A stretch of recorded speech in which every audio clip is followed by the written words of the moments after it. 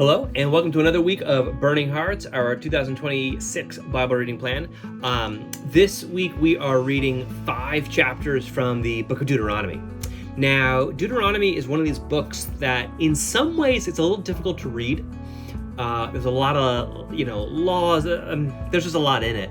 But Deuteronomy is also kind of a beautiful and just really important book as well. In many ways, it is, it's not a summary, but it kind of sums up everything that the law has to say. And I want to encourage you, we're only reading 5 chapters. We read 1 last week too. I'd encourage you to read the whole thing. It'll take a little bit of time, but I think it's worth it. And I think it's worth spending a little bit of time kind of working through the logic behind it. I want to encourage you again to watch the Bible Project video on Deuteronomy. I think it's really helpful. And because there's a lot of stuff from here. It's thousands of years separated from us today, but there's so much that speaks right into our lives and into our hearts. Last week we started Deuteronomy with Deuteronomy 6, which is the Shema, where the main prayer of the Jewish people: "Hear, O Israel, the Lord our God, the Lord is one," or the Lord alone. And it's all about how we should have these laws and have this word from God really just written on us, on our foreheads, on the things we're carrying, on the doorposts of our house, to the point where eventually in one of the readings for this week, God says that he's going to actually write this on our hearts. And the purpose of all of this law is, all this word from God, all this direction, is so that it becomes something that is written on our hearts, so that we do it, so that we live it, almost like subconsciously, like we live out what God wants, just because that's who we are, that's how we've been shaped, that's how well we know God. And so we live that way because of how present God is in our lives. That's what all of this is sort of building towards and working towards.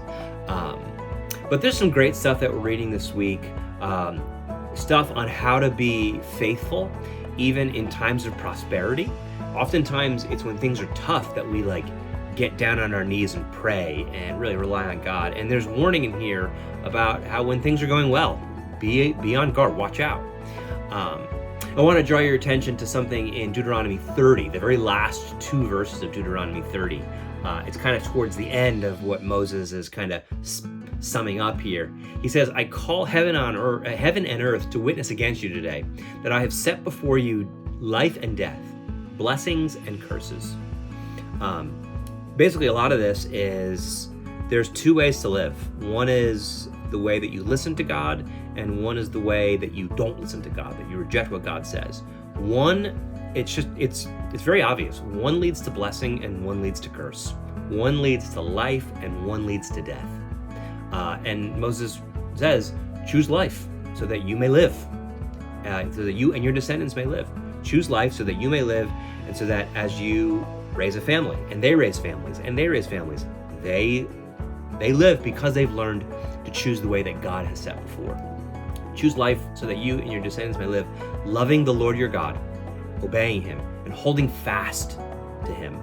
For that means life to you and length of days, so that you may live in the land that the Lord swore to give you and your ancestors.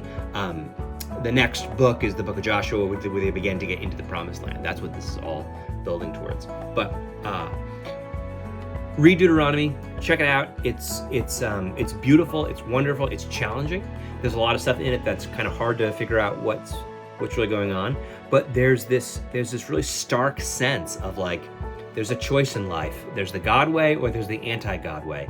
God way is good, it leads to life, it leads to blessing. Anti-God way, it leads to none of that. And so choose life. And that's kind of what Deuteronomy really does come down to. I hope you have a great week of reading. I would love to talk to you about this. Ask me questions, and we will talk again next week.